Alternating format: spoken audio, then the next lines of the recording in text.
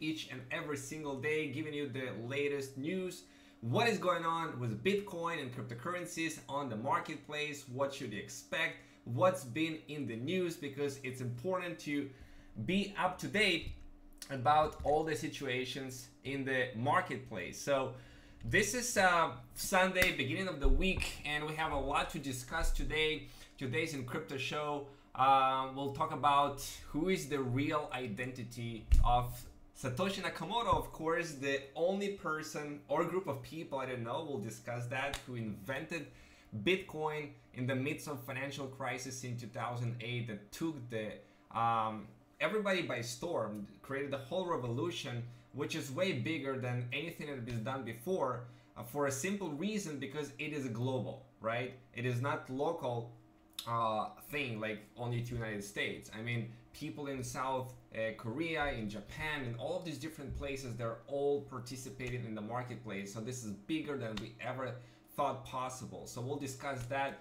We'll talk about the current state of Bitcoin and the markets and what is going on, and is there a potential there to reach $20 trillion. So be sure to subscribe to the YouTube channel and like the fan page, and if you want to keep those coming every single day. So let's start, guys, with, of course, the current market cap and what is going on. So we are at $319 billion. Let's just make it like this. All right, hold on. Okay, make this like, all right, here we go. So take a look, guys, at what is going on. We are definitely in a bear market right now with $19 billion in market capitalization. I mean, there's been a lot of $1 billion that took off the market in the last 24 hours. And as Bitcoin is falling down, you know, so is all the other currencies are following suit, because it's highly correlated asset, digital asset. When Bitcoin falls down, you know, everybody else is falling down. Ethereum is down 6%, Ripple is 8%, Bitcoin Cash 9%, EOS is 10% down, Litecoin 6% down. I mean, it's a massacre over the top cryptocurrencies, and it's maybe a blessing in disguise, because usually when there is blood in the markets, when there is red, when there is a lot of cryptocurrencies falling down, that's a good sign that it's sometimes a good time to come in and to snatch those currencies while they are cheap, okay, while they are at a discount, which is very well maybe a case right here. So we are we in a bubble here? We are correcting right now. We're definitely correcting still here in the process. We are mid 2019. The highest the market cap has been is about $900 billion. So we are not quite even third there, a little bit over third there of the market cap correction, but it is still, guys, remember, it's a tiny dot in the whole financial markets, right? Compared to the stock market of $80 trillion, compared to the gold, which is $8 trillion, right? Compared to all the other markets, we are a tiny dot still. Let's see, no cryptocurrencies have been in a positive change 24 hours. That's quite hilarious. So take a look at what the billionaire Mike Novogratz, that I had the privilege to meet a couple months ago in Sun Valley. Now he predicts $20 trillion market cap for cryptocurrency. You know, decentralized application like going to replace Uber at some point in time. I mean, we're talking about major shifts in the technology, in the infrastructure, in the businesses that blockchain technology brings to the table. And according to Mike Novogratz, he's been in the markets for a very long time, in the financial markets and in Bitcoin since 2012. He doesn't see Bitcoin go anywhere. I mean, this is a blockchain. Bitcoin is here to stay, a modern digital gold. Now there is a lot of other blockchains out there in existence, like hundreds of blockchains today. And he says there is no need for so many blockchains. You know, they're going to be narrowing it down in the future. But nevertheless, new projects are coming up in the marketplace all the time, as there are 1,634 cryptocurrencies right now. So are we going to see a $20 trillion marketplace? Yes, eventually. I don't know if it's going to happen next year or in the next couple of years, but it is going to happen with the popularity of cryptocurrency. It's a global revolution, right? It's not a United States thing. We see Tokyo, South Korea, China, India, Russia, all of those participate globally in every single country in the cryptocurrency revolution. So it will not happen overnight, of course, in a few years. But as we are seeing those pension funds and investment, like big institutional investments coming to play, Goldman Sachs and NASDAQ, I mean, there's enough for several big players to come in, guys, and to put a significant amount of money into the marketplace, in the crypto space. Then other people are going to say, like, we are missing out here, right? The fear of missing out is going to kick in, and you know, they'll jump into the game as well. So this is something that to keep in mind. WeChurn, what's going on? MX Albert, how are you doing, man? So this is first thing. And Tom Lee from Fundstrat, he is still positive and bullish on Bitcoin, $25,000 by the end of the year, and he is basically predicting that based on a couple of factors. According to the mining gets more and more difficult, and by 2019 there's going to be $14,000 to mine one Bitcoin, according to his calculations. So the price of Bitcoin is reasonable to be double the amount of money that you pay to mine Bitcoin. At $25,000, that seems to be the case of doubling. And you know, those large institutional are becoming pro-crypto. NASDAQ and Goldman Sachs, they're, you know, they're not quite there yet, but they are coming. They're coming in the game. They're already preparing the grounds. So are you guys going to be patient enough to stick with the market, okay?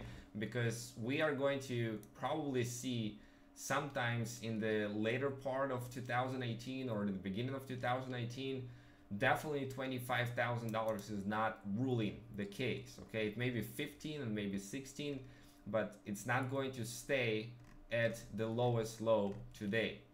Now, those are a little bit of positivity that I want to share with you guys.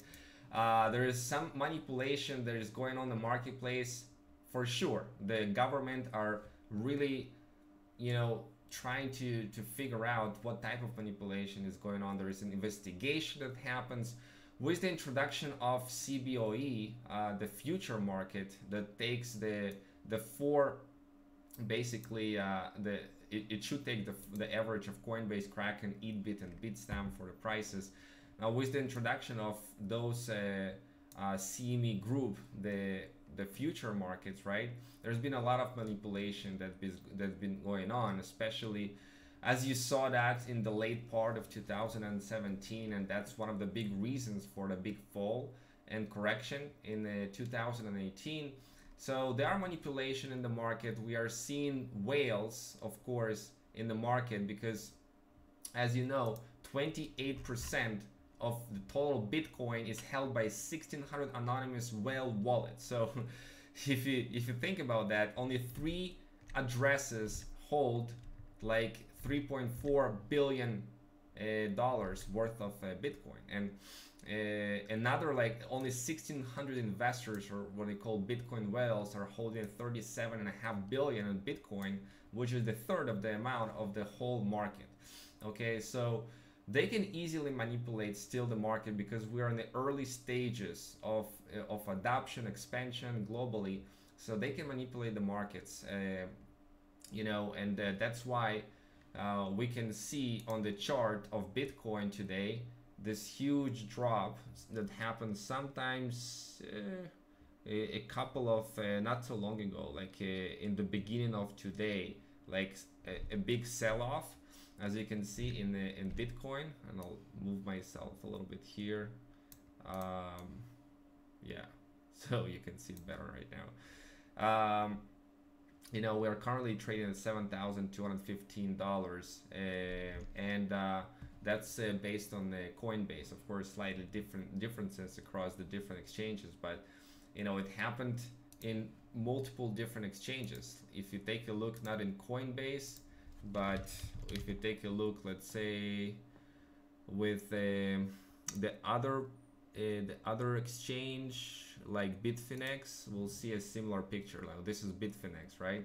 The same stuff, and that's true across all the different kinds of exchanges. So when Bitcoin falls like this, it takes with it the other cryptocurrencies. So it's a good idea to convert it into Tether, especially right here, and then buy back in right here if you caught it, if you had some alerts, if you had some triggers that are going on that you understand when to do so. So just be careful with trading right now with cryptocurrencies, as it is extremely hard to make profits and in a bear market. Okay, it's way easier to do it in a bull market. Okay, on top of that, we are seeing the South Korea hack.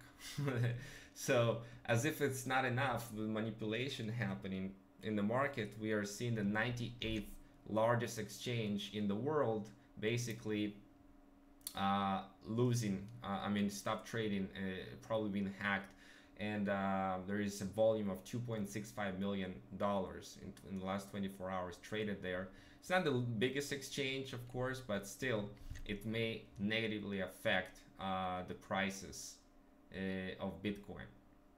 Okay, I talked to you about that yesterday. John McAfee is going to debate, and he's thinking about debating, and if he gains enough support, and he's been known for putting FBI into place, and basically what the SEC, the Security Exchange and Commission, said that all ICOs, all initial coin offerings are securities. And what is a security? It's basically an ownership of something that may be sold, and in the hope to gain profits from it. So there was a Supreme Court with the Howey test that they say that every type of investment, if it's a security, it must be investment of money with the expectation of profit in a common enterprise, with the profit to be generated by a third party.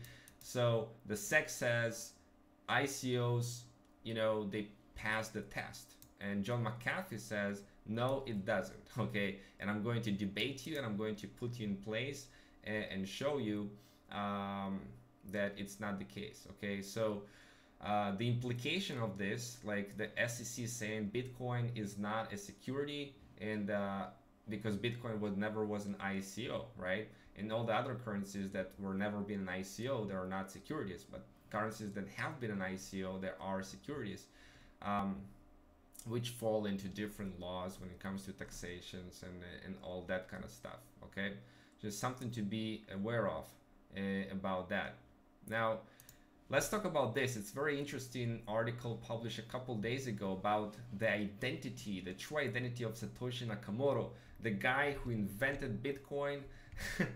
So now they say stilometry. They've been using the special method, and they hired a special firm that even helped to find out the billionaire writer J.K. Rowling, who wrote the very popular Harry Potter series.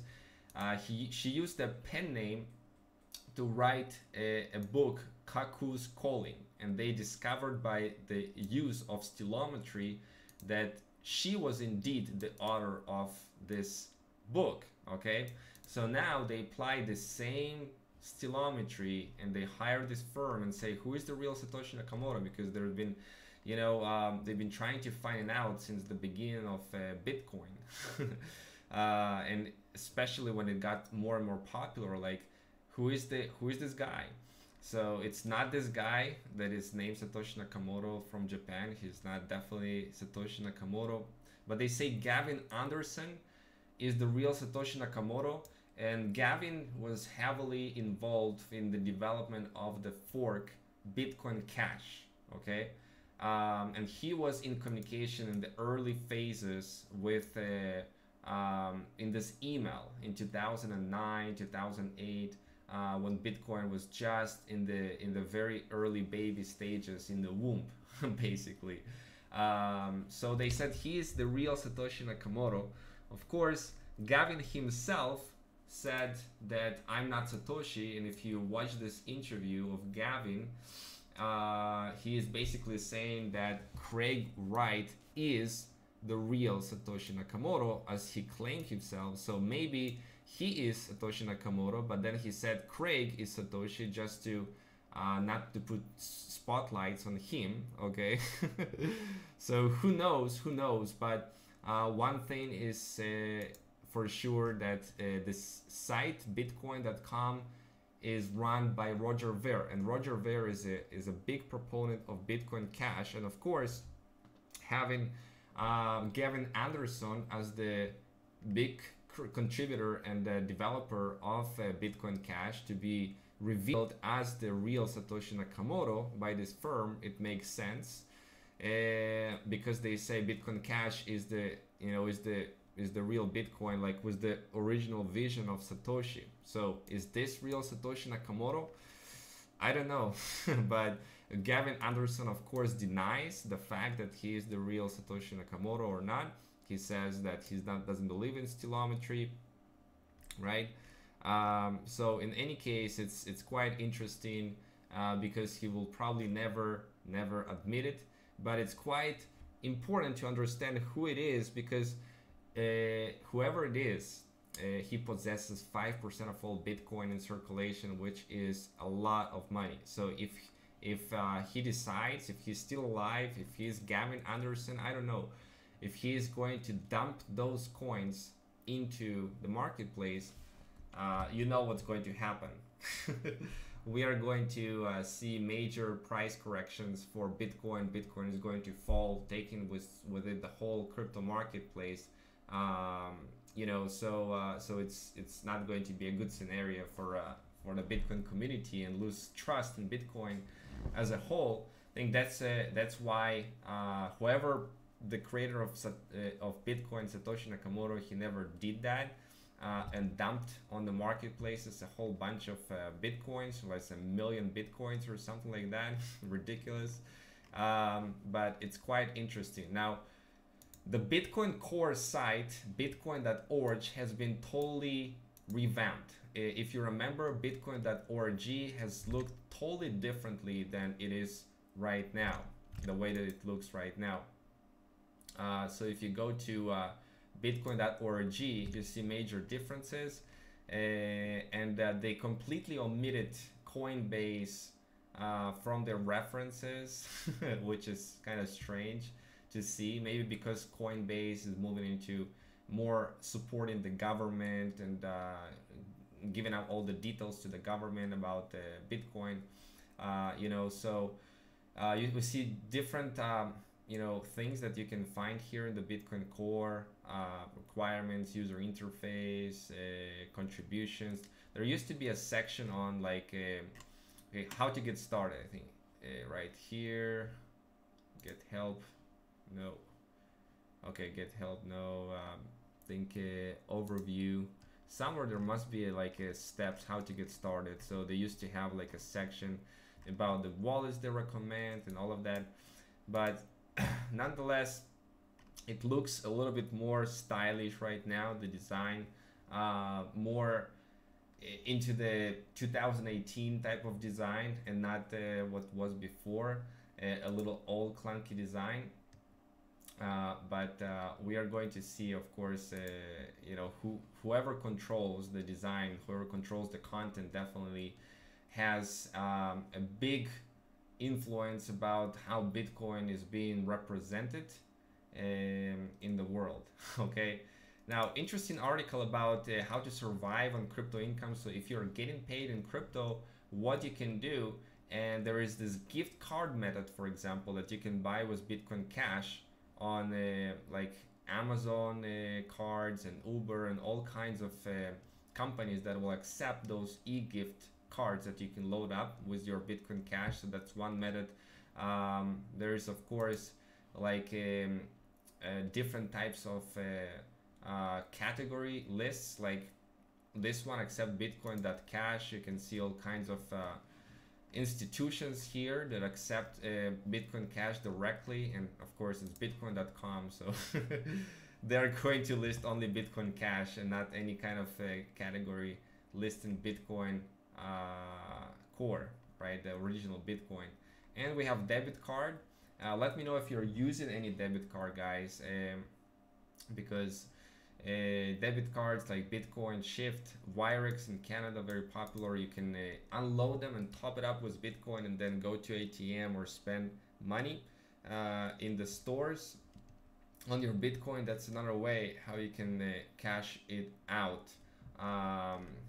Or you can find a seller inside local Bitcoin.cash.org and exchange your Bitcoin for cash. Okay, so that's it for today's In Crypto show. Hopefully, guys, you became a little bit smarter about cryptocurrencies and Bitcoin and learned some things, and you know, be on the eye. You know, right now, be very cautious about trading cryptocurrencies and take this eye on the longer term picture. Of course, there is a way to profit trading cryptocurrencies in any market, and if you are sophisticated enough, if you're knowledgeable enough, which we are teaching that inside our Crypto Trading Millionaires coaching program, you can definitely learn the tricks of the trade, you know, how to become a profitable trader. And you know, it is a time of education. Use this time to educate yourself more about Bitcoin, cryptocurrencies, about the technology, and prepare for a big bull run that is going to probably happen more in September. So we have quite a few months until then, and probably we're going to see more of a sideways market until then, with possibility of Bitcoin dropping even below that point. We're going to just see and monitor that stuff. Okay, so with that being said, I'm going to keep updating you about what is going on, and I'm actually considering to start my own little private trading coaching group that I'm going to invite some people inside our community for free to participate and learn some cool trading tricks and stuff like that together with me in exchange for a testimonial. So I'm going to publish that shortly to our community and let you know how you can participate in this little beta group that I'm going to be opening up. So stay up to date with regards to that. And there is still a lot of interviews that you can watch in the Totally Crypto. There's a couple quite interesting ones that you can take advantage of and learn some cool stuff about Bitcoin, cryptocurrency from the current crypto experts. There's about 35 of them that they're interviewing. I've done yesterday an awesome training that you can find here on this page, as well as inside the replays of the Totally Crypto Summit, the largest for crypto summit. If you go to bitcoinswealthclub.com/crypto summit, you're going to get there and get all the replays emailed out to you. Make sure that you participate and watch it. It's quite cool information that is being revealed that. So with that being said, guys, I'm going to see you tomorrow on our show, and let's make it a great